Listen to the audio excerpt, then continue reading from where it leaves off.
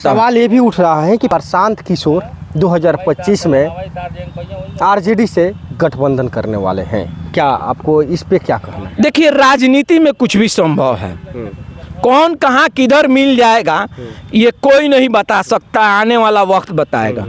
जो शिवसेना हमेशा कांग्रेस और एनसीपी के विचारधारा के खिलाफ रही है, जब से पार्टी का गठन हुआ है तब से, तो जब शिवसेना और कांग्रेस और एनसीपी मिलकर सरकार बना सकती है तो मैं भी हो सकता है कि अपनी राजनीतिक स्वार्थ के लिए या जो ये व्यवस्था बदलने की बात करते हैं उस व्यवस्था बदलने की बात को लेकर या इनके शर्त पर अगर कोई पार्टी मान जाए, चाहे भाजपा मान जाए, चाहे आरजेडी मान जाए, चाहे जेडीयू मान जाए, तो हो सकता है ये मिल जाए। ये संभावनाएं है, क्योंकि अपने दम पर तो सरकार बनाना संभव नहीं है। अगर सोच रहे हैं प्रशांत किशोर की दिल्ली की तरह, अरविंद केजरीवाल की तरह अकेले दम पर कर लेंगे, तो प्रशांत किशोर को इस बात को जानना चाहिए कि दिल्ली में 70 सीट है और यहाँ 70 से हम लोग करेंगे तो 7 तिरका 21 210 से भी ज़्यादा यानी 243 है। तो कितना एरिया है, दिल्ली का रेडियस, दिल्ली के लोगों की सोच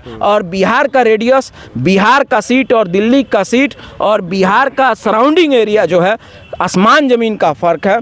तो यहाँ इनकी दाल जो है नहीं गलने वाली है, नहीं गलेगी। जैसे मैं आपको बता दूं, दिल्ली की जो जनसंख्या की बात है तो दिल्ली की जनसंख्या लाखों में सिमट जाती है, लेकिन बिहार नहीं, लाखों में है। दिल्ली की जनसंख्या लाखों में सिमट जाती है, लेकिन बिहार में आ जाइए तो बिहार की जनसंख्या लगभग के लगभग 15 करोड़ है। क्या? हाँ बिल्कुल, बिहार जनसंख्या में भी आसमान ज़मीन का फ़र्क है। दिल्ली में भी करोड़ों की संख्या है, लेकिन बिहार के बनिस्बत दिल्ली की संख्या कम है। दिल्ली में पढ़े लिखे लोग, इंटेलेक्चुअल लोग हैं। उन्होंने एक बार अरविंद केजरीवाल को आजमाया, लेकिन अरविंद केजरीवाल की भी अगर वो लोकप्रियता होती तो अभी लोकसभा चुनाव का परिणाम आया है तो सब सीट तो अरविंद केजरीवाल भी हार गए हैं, हार गए हैं ना। तो कहाँ लोग, मैं दिल्ली गया था खुद उस चुनावी पीरियड में।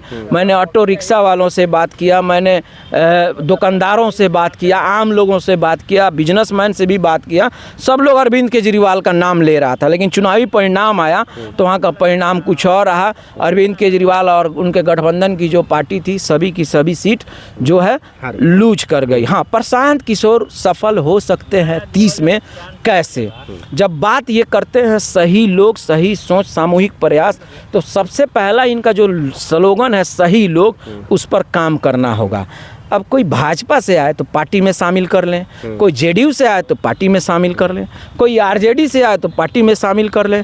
तो आरजेडी के नेता, जेडीयू के नेता और भाजपा के नेता और भाजपा, आरजेडी, कांग्रेस और इनमें क्या अंतर है? आप भी चलिए ना उसी धारा में, आप भी बोलिए ये राजनीति है, राजनीति ऐसे ही होती है, तो सब लोग मान जाएंगे कि बाकी राजनीतिक पार्टी और उसके जो नेता हैं वैसे जनसुराज और जनसुराज के मुखिया प्रशांत किशोर हैं। प्रशांत किशोर आपको मालूम होगा 2017 में एक प्रेस कॉन्फ्रेंस किए थे लालू नीतीश को मिलाने के बाद। जब सरकार बन गई उसके बाद यहाँ पर आए थे तो बात पंचायत की शुरू किए थे। उस समय पटना में एक प्रेस कॉन्फ्रेंस किए थे, उसी समय मैं भविष्यवाणी किया था। इनका कहना था कि गांव-गांव में बिजली पहुंच गई है और ये बिजली सिर्फ एक पंखा और बॉल जलाने के लिए है। ये बात सही नहीं है। सिर्फ बिजली से पंखा और बॉल नहीं जलता, हमारे घर का, आपके घर का मोटर भी चलता है, एसी भी चलता है, जो भी सामग्री है वहाँ पर कूलर भी चलता है, वॉशिंग मशीन भी चलता है। समझ रहे हैं ना?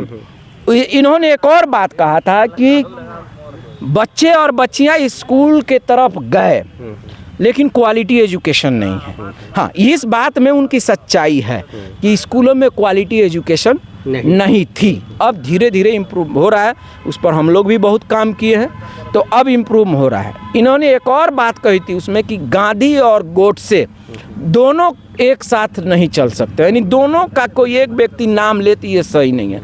उनका इशारा बिना नाम लिए नीतीश जी के तरफ था। समझ रहे ना? यानी कभी इधर जाते हैं तो कभी उधर जाते हैं, तो कभी कोई गांधी को मानता है तो कोई जो है गोडसे को मानता है। इस तरह का उनका इशारा था। लेकिन आज मैं प्रशांत किशोर से पूछना चाहता हूं कि जो व्यक्ति 10 साल 15 साल अगर भाजपा में रहा है तो कहीं ना कहीं जब बात गांधी और गोडसे की होगी तो कहीं ना कहीं किसी से प्रेरित है। तो इनके पास आकर सही कैसे हो जाएगा? कौन मशीन है?